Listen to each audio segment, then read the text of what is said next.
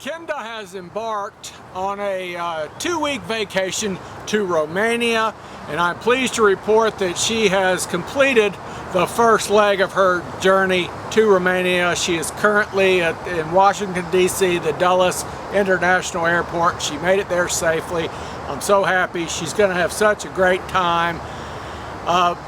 So she was gone. I'm off today, so I thought I would visit an old haunt, one that I have not visited in probably over a year, my beloved Mount Olivet Cemetery. And I thought that I would bring to you just some stories of some of its residents, some of the more interesting stories, or at least interesting to me. Mount Olivet does have a self-guided tour. I'm not all that impressed with it, so many years ago I wrote my own book, and it is a more comprehensive tour which covers some of the more modern sections such as this. So my first story begins here at the grave of Mr. Jack Carroll Massey, who died in 1990. Now, Jack Massey, and there was actually a book written about him. He was one of Nashville's billionaires, but he is also the first person to ever take 3 companies and put them on the New York Stock Exchange. Mrs. Winter's Chicken, Kentucky Fried Chicken, and I'm embarrassed. I've forgotten a lot of this information. Perhaps it was with a Hospital Corporation of America. I don't know. That's probably wrong. But here's the interesting thing. Jack Massey, around 1964, 1965, along with a business partner from Kentucky who would later become governor of Kentucky, purchased Kentucky Fried Chicken, KFC. They bought the Colonel's secret recipe for $7 million. Okay, 3 years later, around 1967, 1968, they sold it for about $87 million. So quite a hefty profit for Mr. Jack Massey. The man owned the Colonel's secret recipe. Not many people can say that. This is the Dallas family Celtic cross. We're going to come over here. And by the way, this one on the end, he was a U.S. ambassador to Denmark. But the one I'm interested in is right here. This is the grave of a woman named Dallas Dudley, and you can look her up. She's very prominent. The 19th Amendment to the United States Constitution would not have been passed without her efforts. She was a suffragette.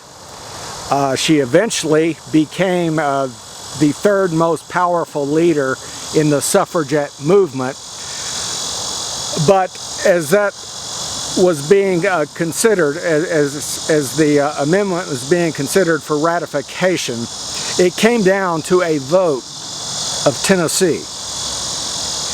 And when the General Assembly met, it was about even. You could not predict which way the Tennessee General Assembly would vote. And Dallas Dudley is the one who delivered the case for the suffragettes and the right of women to vote. And she delivered. And Tennessee passed, they ratified the 19th Amendment, and it was because of the Tennessee which put it over the edge and made it an official amendment to the United States Constitution. Anne Dallas Dudley, a great woman indeed. Cornelia Clark Fort, who died March 21st, 1943, the gravestone here says, killed in the service of her country.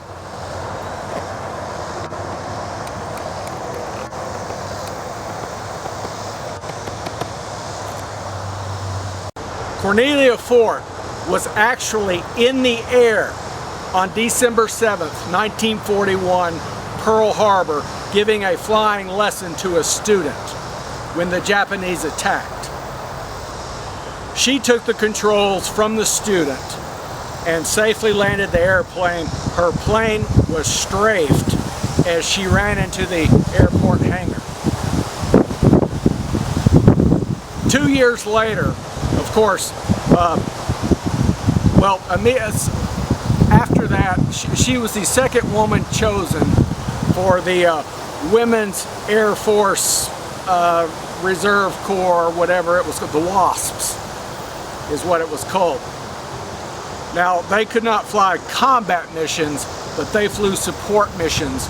Cornelia's Fort was transporting military supplies in Texas for the war effort when she had a mid-air collision with another plane, killing her.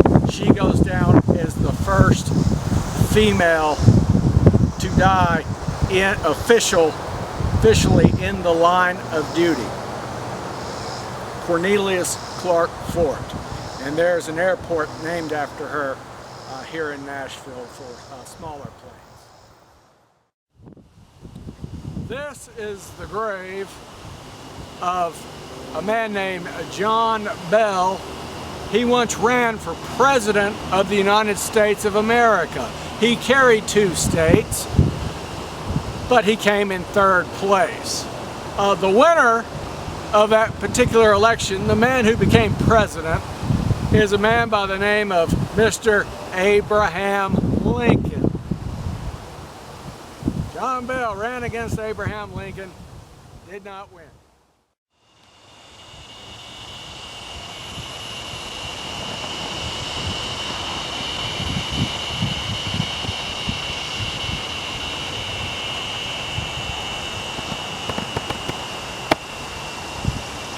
All right, this big tall monument here marks the grave of Jesse Ferguson.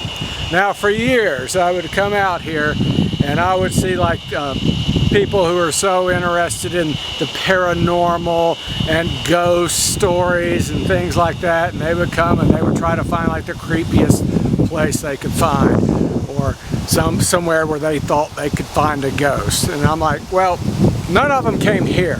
And this is like the spookiest guy in the cemetery. Jesse Ferguson. He started out as a Christian minister, and he was an absolutely spellbinding orator. And he was also given good looks. And so the women loved him, the men loved him, everybody loved him, everybody clamored for his oratory skills.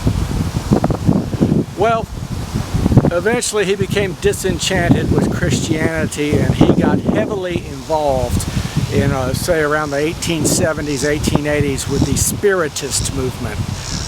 And he and his wife would conduct seances, and he claimed that the dead were speaking, using him as a channel, and so forth and so. You can look him up, but this is a spooky guy you want to see here.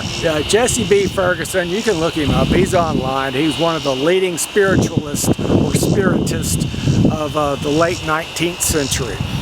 And I think that's all the stories I'm going to tell. There's a million of them here. This is a fantastic cemetery. This one section alone has 2 Supreme Court justices, several Civil War generals. The founder of Memphis is right over there. The bloodlines of virtually every horse that has won the Kentucky Derby traces its bloodline back to the Bellmead Mansion and the horses that were there, that were bred there. A million stories here, and I just don't want to take any more of your time. It was fun. I'm going to go home. I'm going to wait for a phone call from Kenda. It'll be several hours before she takes off on her the second leg of her journey, which is to Munich, Germany. Please have a safe trip. Kenda, I love you.